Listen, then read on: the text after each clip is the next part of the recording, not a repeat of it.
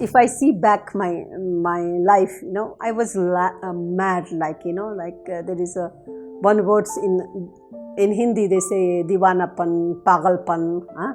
I was so much crazy about art and to having exhibition. So like I started my first solo exhibition, which was 1979. Even I was just second year fine art student.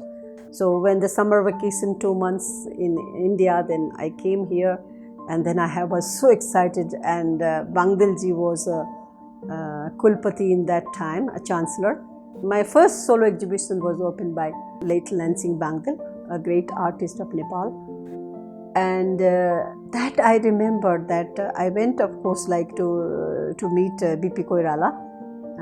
And I knew that he's a great writer and he loved art, and more than that, the great personality, and he came from Chabil to Nafa, Naxal, and he brought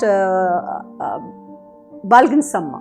Bangdil was opening and BP was there, Balgan Samma was there, and it was the like starting of my first exhibition was with all these great people at the presence in my exhibition. This exhibition, which is my retrospective exhibition by the Siddhartha Art Gallery, is 70 solo exhibition. I have done many international shows, including Japan, Germany, Belgium, Poland, and many more other countries, America. But the proud moment for me was in the starting of 1981, when BP in Lucknow Art Academy has organized my exhibition, and BP had opened this exhibition. That was my when I was doing fine art. And another which I feel like when I was in Germany, Goethe Institute in Frankfurt. It was a big, huge exhibition, and they have organized. And recently, I felt very proud when I was in America, in the Bridgewater University, when I was talking about the challenges for Asian female artists. It was a talk.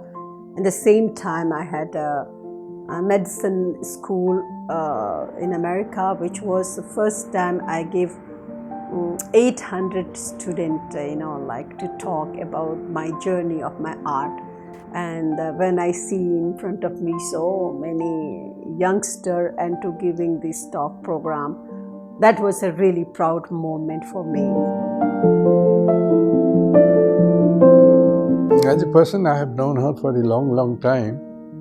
While she was growing up, when she was young, at that time, many decades back, B.P. Koirala was the only one in the family around her who really encouraged her to go take up art as a profession. Very unusual at that time. But he advised her, and she was herself, it was her own will, of course, and determination that she should stick on to where she was good, in area that interested her. And so it's a great credit that she has gone through that phase and now become one of the most important artists in Nepal.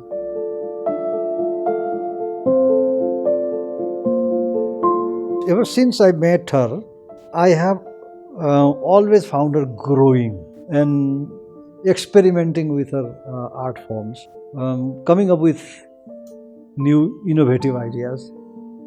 Always. I met her for the first time, I guess, about a quarter of a century ago. And since then, I have always found her very active. She did not repeat herself with one form. She didn't stick to one form.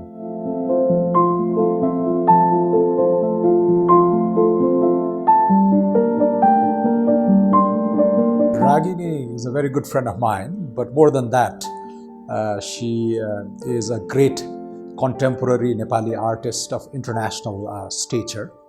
I met her about 5 or 6 years ago, but recently when I saw her entire gallery, the three themes that struck me were obviously her artistic imagination, skill, genius, but together with that, the emotional strength that she pours into her work. And she has this unusual awareness about the South Asian milieu, right? So this means the religious symbolism, mostly Hindu motifs and icons, the political mayhem that is around us, and in each of our households in the South Asian context, the issue of female empowerment, gender inequity, women's strengthening in terms of socioeconomic status. She shows all those awareness in the body of work.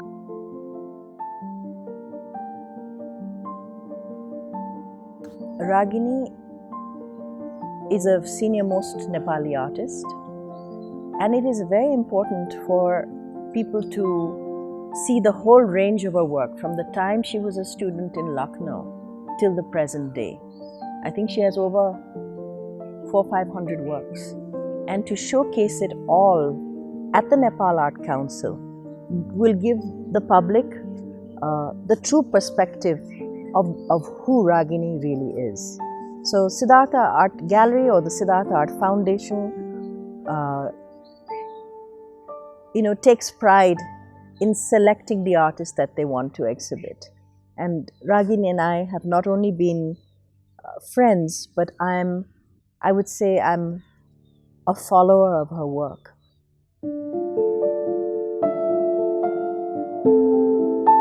I know Ragini Upadhayay for the last little more than 10 years, and we have been working together at the Barbara Foundation, and I've known her from her feelings for public welfare, for community service, and for the zeal of doing something better for the community in the whole of Nepal, especially for unprivileged people. To say sometimes about Ragini is also very difficult, because she is such a personality. Her personality, as people know around, is as an artist, right? But then I know her from different perspective.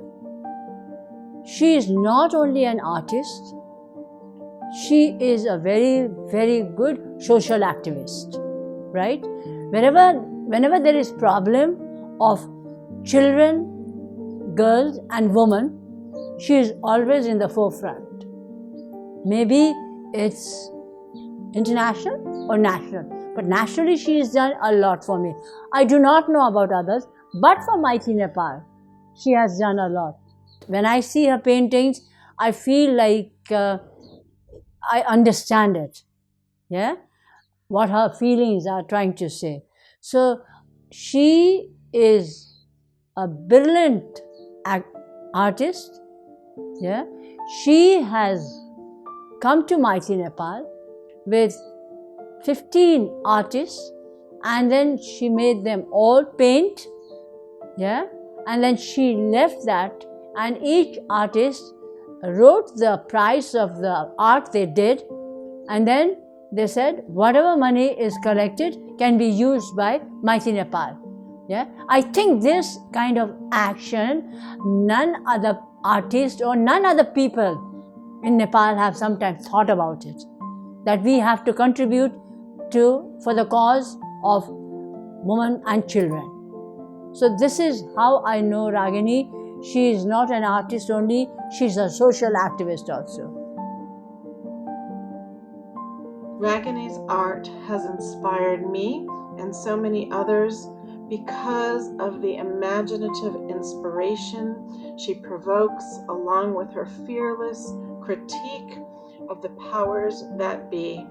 She opens the imagination to the possibilities of a future world where we take into consideration the interdependence of all living beings. She uplifts the stories of mythology where women as goddesses truly reign in the actual world, where they are not confined to stories but living beings who have an influence in our lives when we call upon their spirits and their passions.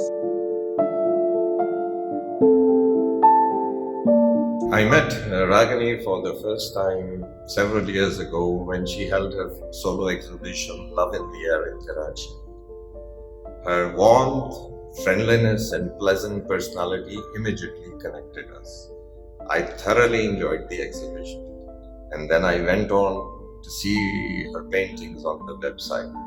I was amazed with the themes she has dealt with: political issues, social issues, environmental issues, and others, and each with equal brilliance. She has concepts, she has great executional skills, and her compositions are very powerful. Besides being a great painter and a role model for many, she has other great abilities, such as she has faced the great tragedy in her life in an amazing way, which makes her not only an outstanding painter, but a great person, a role model for all of us. She is, of course, now known globally. It's not in Nepal alone. Her art is, and art shows are shown in different parts of Europe and USA and so on. So it's a great credit to Nepal itself. I admire her. We go to Vienna. We went for 7 months to Vienna, one of the best art centers of Europe. And there in one of the best museums, the Welt Museum, we showed our artwork, including hers, for 7 months. So Nepal itself has risen to the standard of the world, I think. And she amongst them is a leading personality for that. Ragini is full of ideas about her paintings. Many painters cannot explain their paintings, you see. In critical terminology, art criticism, language of art criticism, there is one terminology which is called meta-artistic perception. Meta-artistic perception means you make your own art, but you can explain the same art in a very philosophical terms, artistic terms, or in a number of intellectual, aesthetics, and even spiritual ways. And that is called meta-artistic perception. That is, you create art, but you can also comment on the art. That is a meta-artistic creation. Ragini is probably one of the very few who can do that.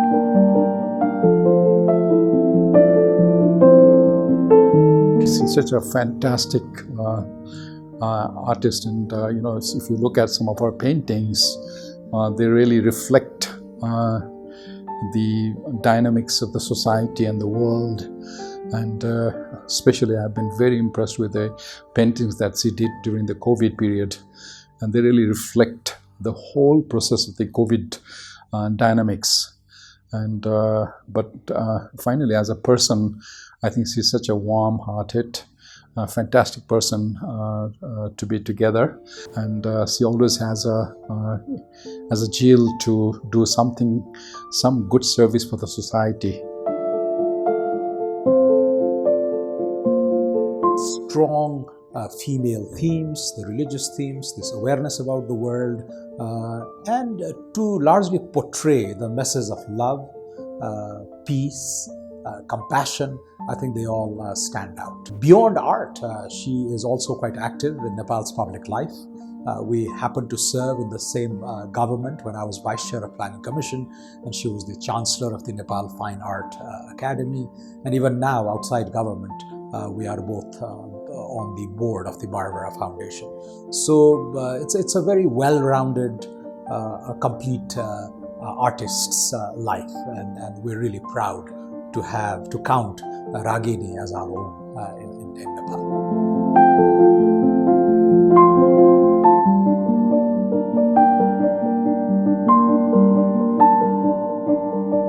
Wherever I go, whatever work I do, Ragini's art travels with me. It has become part of me. It is part of my thought process. It is in my heart. Her images of families as trees, of goddesses coming down from the heavens to the earth, powerful, of a talk she delivered at Bridgewater State University, where she became the spirit of Kali, where she described how the goddess embodied her and became her muse. All of these aspects of Ragini, her personal commitment to her art, to telling stories, and to reaching the wider world are within me. And it is certainly my greatest hope that as you go through this exhibit, they will become part of you too, and you will feel the passion, the critique, the intellect, the incredible creativity that she inspires in her work. She very successfully and brilliantly puts herself into her work of art. That covers her ups and downs of lives, the tragedy that she suffered in life, personal tragedy as well as the miserable predicament of other people. All those features, she kind of internalizes those pain and then these conditions of experience. That is her very special quality. She projects herself into the work of art. It is a very risky, it is considered a very risky endeavor to put yourself into the work of art, because works of art sometimes cross the limits and they become more than life. There is always an exaggeration of misery, trouble, or even happiness in art. She is so deserving of this retrospective exhibit that takes us as viewers through the history of her works. Ragini combines a beautiful sense of the whimsical and the serious. Her imaginative qualities that take us into supernatural worlds as well as worlds grounded in the everyday through her social and political critiques of corruption and her dreams for the possibilities of the future are all manifested in her beautiful work, which not only beautifies but teaches, which instructs, which calls on us for our better spirits, our energies, to focus them, to work collaboratively together. She uses her art to provoke the world and to encourage us to make transformations so that we as humans can live interdependently with our world. I was privileged to showcase her solo exhibitions at the Siddhartha Art Gallery. Her most significant solo exhibitions have happened at the Siddhartha Art Gallery. And I've been following her work long before people were making a political commentary or a social commentary about the situation in Nepal. I would say she was one of the first. Looking at her development, not just as an artist, but as a very keen observer of global and local happenings, I think her work really stands out.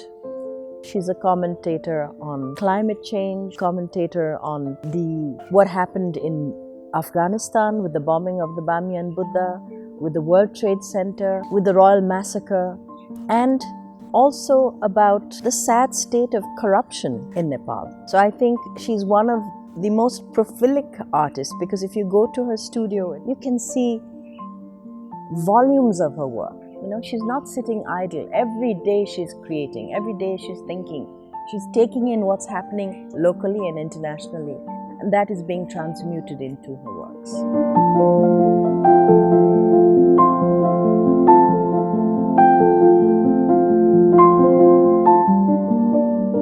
For me, art is my life, my meditation, my worship, and also to reach to the God.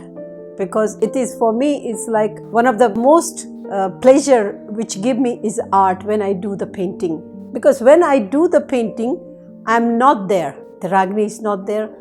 And I flow with the color, with the idea, with the shape of the painting. And it's like flying in the sky. I like Ragini's words and would like to introduce them to China so that more Chinese people can meet the excellent artworks of Nepal. In January 2016, Ragini's first solo exhibition, Design in China, was grandly opened in Suzhou. More than 200 people from government departments, artists, associations, painting and calligraphy artists, teachers, and students of art colleges attended the opening ceremony. In 2017, 2018, and 2020, we held 4 more exhibitions of Ragini's works in Shanghai, Jiaxing, and Suzhou. Ragini visited Suzhou Art and Design Technology Institute, Suzhou Wuzuoren Memory Hall, Taohuawu Art Center, Shanghai Oriental Cultural Communication Center, Slow Bookstore, and had in-depth exchanges with artists, collectors, and art lovers. The friendship between the Chinese and Nepalese people have been deep and exchanging. I wish Ragini, my retrospective exhibition, a complete success. May the friendship between the two peoples of China and Nepal last forever.